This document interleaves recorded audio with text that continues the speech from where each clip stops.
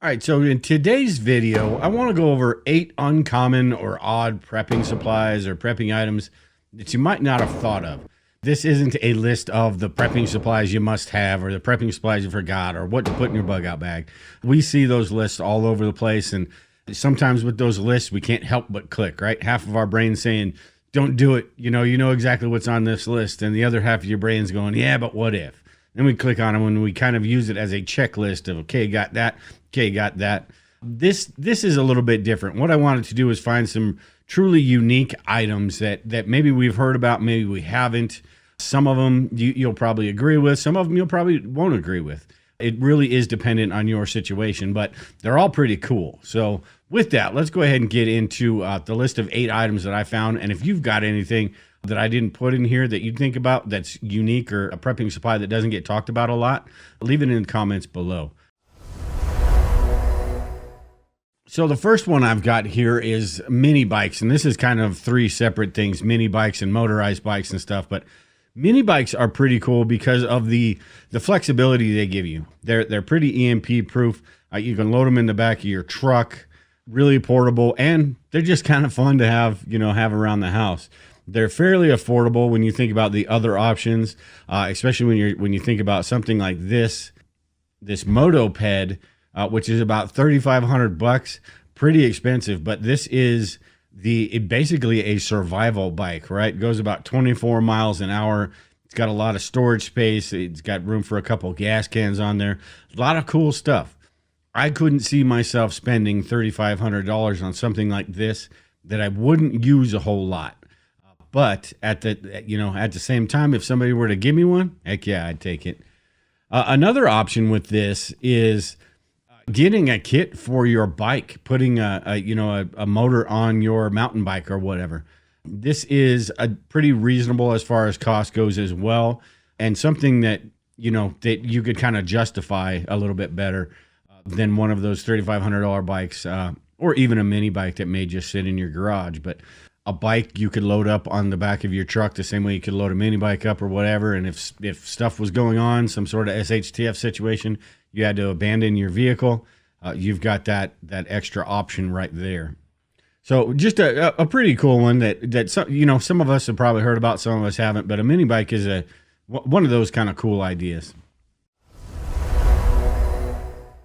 All right, so another one I've got here, and I can see quite a few different uses for this, is a drone. And I recently purchased the Mavic Mini, and it's a really cool drone. I can see it being used for surveillance, where you don't have to physically go out or send a group of people out. I can see it, in some sort of natural disaster or something where you're, surveilling the damage of the area around you, or say it's a wildfire or something and you want to get a bird's eye view of something. You can get pretty high up there and kind of check out your surroundings. In a camping situation, maybe the same type of situation where you're looking at what what's going on around you, where the nearest water source is or something like that. Just a lot of cool uses for a drone. You can also get some that are outfitted with night vision, a lot of different things. I would say though, with these drones, don't go the cheap route. You don't have to go the super expensive route. I mean, they range anywhere from $100 to a few $1,000s. This Mavic Mini was a few $100, and it's way better than the little $100, $150 drones. This is my 3rd one. I've had 2 of those that just absolutely didn't work. You couldn't control them. They didn't stabilize in the air. And this Mavic Mini, I'm going to do a review on this one here in the future. Pretty cool drone for the price, and it's right below that threshold where you have to actually get licensed. So kind of cool there as well. But drones, I can see a lot of, sometimes they creep me out a little bit. I don't like the drones. If I see a drone flying around my house from my neighbor's house or whatever in some sort of SHTF situation, I'll probably getting shot down. But I can see how they would be beneficial for preppers to have, especially when you're you want to surveil your neighborhood or check out damage that happened in a natural disaster or something like that. So I can see drones being super useful for preppers. Another one I've got here is backyard ponds. And this one is, we're always looking for unique ideas for water storage. And this one may be for some people, maybe not for other people, but I've got a backyard pond. that holds about 60, 70 gallons. And it's just another source to be able to carry to hold water. Backyard ponds are, it's kind of the same thing as rain catchment, except for with rain catchment, it's a little bit prettier, I suppose. It looks more natural in your yard. You can make these as big or small as you want, depending on your situation. Some people don't have the space to do these at all, but this one, I put together. It didn't take too much effort. They're pretty simple to do, a few $100. And it just gives you've got to maintain that water so it doesn't turn into a mosquito trap, but it just gives you that extra water storage option and something that, just kind of looks cool in your yard as well. So backyard ponds are kind of a neat idea. Like I said, maybe for some people, and maybe it's not for others. The next one I've got on my list here is a solar tent. And I know some people, and myself included, going, okay, why can't I just get a solar panel on a tent? And a battery charger, and I'm all good. This is kind of neat. It's a bit futuristic, but it's kind of cool because it's all in one. Maybe not this exact version, but I think there may be some coming out in the future, or hopefully there is, where they're a little bit more compact, where those solar panels fold up. I do like the fact you get that 360-degree type of view with those solar panels over the top. You don't have to move the tent and move the solar panels and all that stuff. And it's all in one. It's one set. So if there was something out there that was compact like this, like maybe those solar panels folded up, it would be a pretty cool idea. But nonetheless, something to watch out for in the near future, I think, some sort of options like these.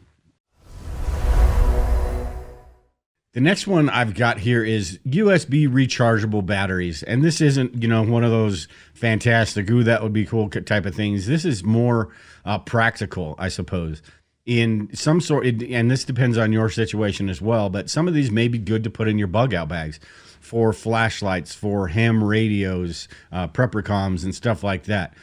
It would be a whole lot easier to charge one of these and take up a whole lot less space than having a bunch of rechargeable batteries and then the battery charger, and you've got to hook it up to the solar panel and all of that stuff, where you could just basically hook this into the solar panel, recharge one or two of these batteries, and you'd be good to go. So just something that it's kind of simple, low cost, but it's something that absolutely could be beneficial. I don't have any of these, but I am going to test a couple of these out, do a video review on them, and see what the capacity is. From what I've been reading on Amazon, they hold a little bit more, about the same as a AA, AAA battery, so pretty comparable, but I'm not sure about how many charging cycles and what the actual stats are rather than what they say on the website. But these are pretty cool nonetheless. All right, so the next one I've got here is the Ebulb. And from this website, Ebulb, these are a little bit expensive, but there's actually a few different options available for these. But what these are is basically a light bulb that recharges itself, so it's emergency power. If the power were to go out, these light bulbs will turn back on and use their internal battery. Also, they come with a little adapter where if you want to use these as a flashlight, you can. So you take them out of the light socket, you put that little adapter on the end, and it basically becomes a flashlight. Kind of cool because that way, in some sort of power outage, you're not looking through different drawers or stumbling around in the dark trying to find your flashlight. You've got the light on right there, and you just put that little adapter on, and you can hang it anywhere, basically. So very cool. Like I said, there are a bunch of different options on Amazon as well, that some of them are lower cost. I'm going to review some of these here in the near future, but they just seem like a really cool item to me. One of those, prepping supplies that could be absolutely beneficial in any sort of disaster type situation. So the Ebulb battery powered flashlight, whatever you want to call them, are pretty cool.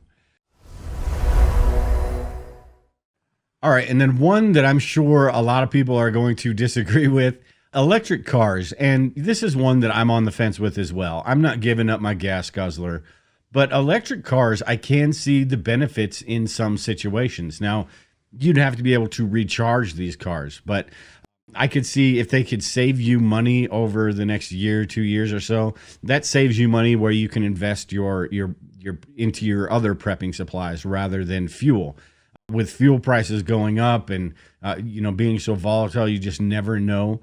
And with the cost of these cars, with the technology advancements and all that, the cost of the batteries coming down, I could see how these could save you money.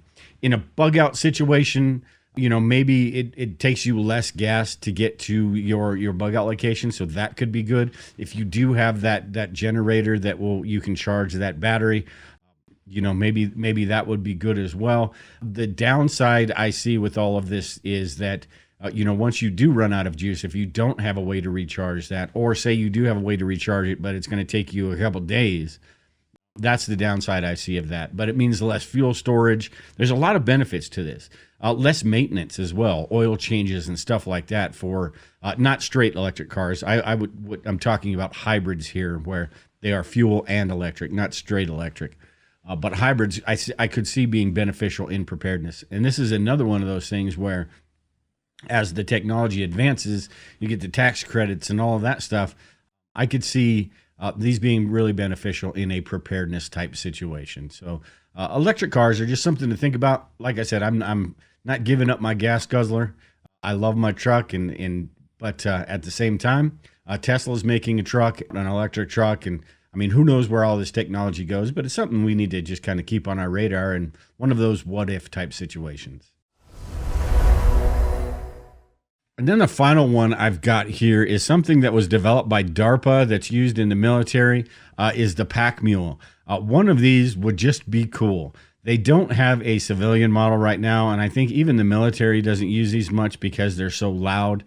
But I can see the technology advancing. Hopefully we get to the point where it advances that much, but if the technology advances enough to where this becomes some sort of product for the civilian sector, that I think would be pretty cool. A smaller version that maybe carries 50, 100, 150 pounds, something like that. Something that's maybe the size of a dog rather than the size of a buffalo or whatever. But I could just see something like that would be pretty cool. And I know they do have one that's a civilian version that basically rolls behind you. It's like a backpack on wheels. I don't know about all that because that's just waiting for somebody to steal it. But in a bug out situation, just around the property, I think something like this would be pretty neat. And I could see something like this happening in the near future. Again, we've got to get to that point, but I think this would be pretty cool. So that's my list of 8 things that are kind of odd, kind of unusual that you don't think about with preparedness, but could absolutely be beneficial in different situations depending on your circumstances. There are a few on here that I had that I didn't put on here. Waterproof socks and collapsible water bottles and stuff too. That stuff could be beneficial. Just didn't make this list. But if you have any ideas, leave them in the comments below. Or if you have anything to add to what I was talking about here, leave it in the comment below. But with that, make sure you're subscribed to the channel, and we will talk to everyone later.